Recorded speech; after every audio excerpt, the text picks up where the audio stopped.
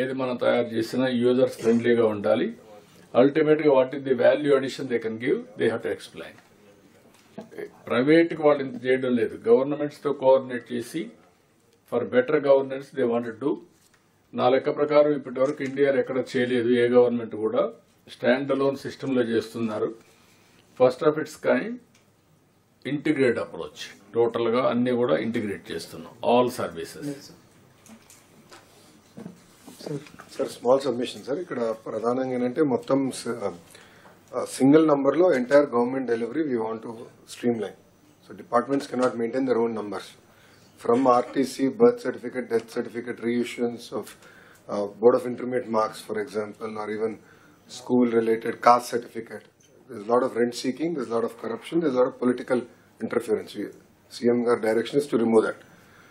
Second, ఇక్కడ ఉన్న collectors అందరూ కోరేది కూడా process reengineering is our priority as a government. పాత చట్టాలు ఇవన్నీ ఉన్నాయి, we want to take a look at everything. మీరు ఫీల్డ్ లో ఉన్నారు కనుక మీరు ఫీడ్బ్యాక్ దినేష్ గారికి ఇస్తే how do we improvise our entire process. Great example of it is APAAR ID. APAAR start చేసిన తర్వాత సమస్యలు ఏంటో తెలుసుకున్నాం. ఇది 80% సాధించిన తర్వాత సమస్యలు మొదలైనవి. నాకు తెలిసినట్టు మొత్తం పాజ్ చేసి we went back on it.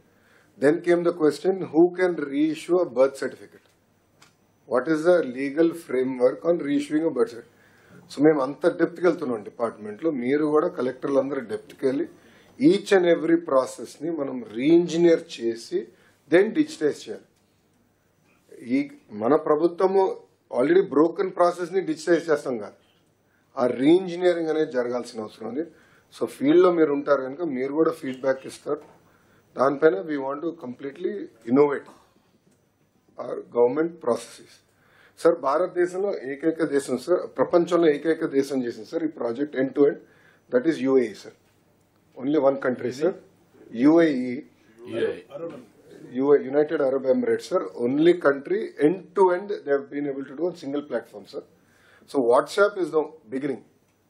WhatsApp is the road. గౌరవ ముఖ్యమంత్రి గారి విజన్ ఏంటంటే ప్రభుత్వ వెబ్సైట్స్ కూడా ఇంకేం ఉండవు. There'll be only single website called ap.gov.in and there will be a simple search bar. So government data మొత్తం will be searched, can be searched, access there. ఆ సెర్చ్ బార్ లో కూడా వెళ్ళి సింపుల్ గా నాకు పెన్షన్ రావట్లేదు కొడితే వర్క్ ఫ్లో, వాట్సాప్ లో ఏదైతే వర్క్ ఫ్లో ఉందో ఆ workflow will start there. అట్లా మొత్తం గవర్నెన్స్ ని మొత్తం స్ట్రీమ్ లైన్ చేయాలి అనేది గౌరవ ముఖ్యమంత్రి గారు ఆదేశాలు. సో ఇదేదో it is not a dog and pony show project, it is not a vanity project, it is about true delivery of services to the end man. ఇది దయచేసి అందరు సీరియస్ గా తీసుకోమని కోరుతున్నాను. ఎప్పటికీ బ్యాక్ ఎండ్ ఎప్పటికీ చేస్తున్నారు, ఎప్పటి నుంచి ఆపరేషన్ స్టార్ట్ అవుతాయి, రోలింగ్ అంతా కూడా ఎప్పుడు చేస్తారు, ఒక స్టెబిలైజేషన్ ఎప్పటికి వస్తుంది సార్? మనకి ఈ 153 సర్వీసెస్ సార్ ఒక 10 days లో entire end to end complete integration అయిపోతుంది సార్. ఒక I think in 15 days we can roll out sir for these 153 services. Back end అంతా రెడీగా ఉన్నాయి. 153 కి everything is ready sir. 153 is already been tested, validated, sir. Finance gateway integration we need to just finalize it, sir. Otherwise we are through for 150. ఎప్పటికి అవుతుంది gateway finance? Sir 10 days sir. We are on it, sir. Not at all a problem. 10 days will be done. Yes sir. ఇందులో grievances పెట్టారు, అది తీసిపోతే మొత్తం black అయిపోతుంది WhatsApp అంతా. ఇందులో కాకుండా వేరే పెట్టుకోవాలి.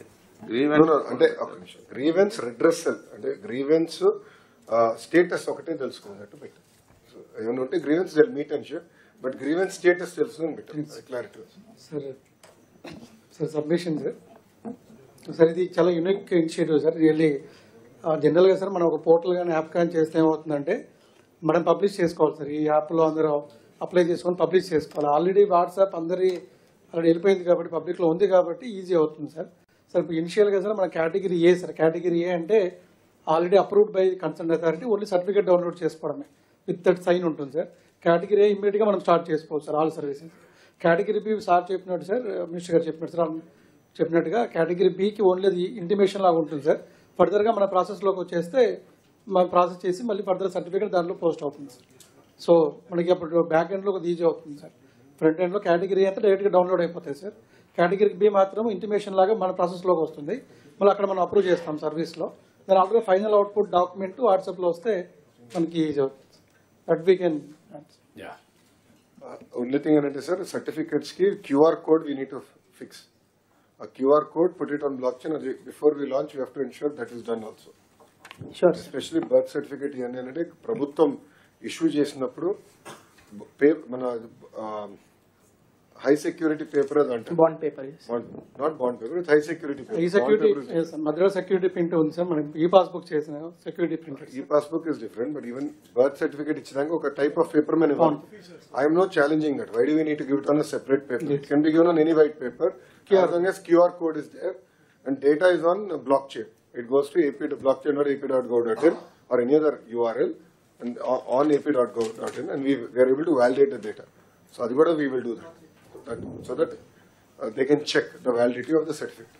వీలైనంత వరకు మీరు ఇచ్చే డాక్యుమెంట్స్ అన్ని కూడా 100% will be. లీగల్ స్క్రూటినీ కూడా చూసుకొని లీగల్ వ్యాలిడ్ ఉండాలి.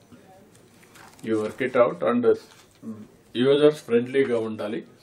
Time to time all collectors కానీ డిపార్ట్మెంట్స్ కానీ అందరూ ఇంటరాక్ట్ అవుతూ take to the logical conclusion.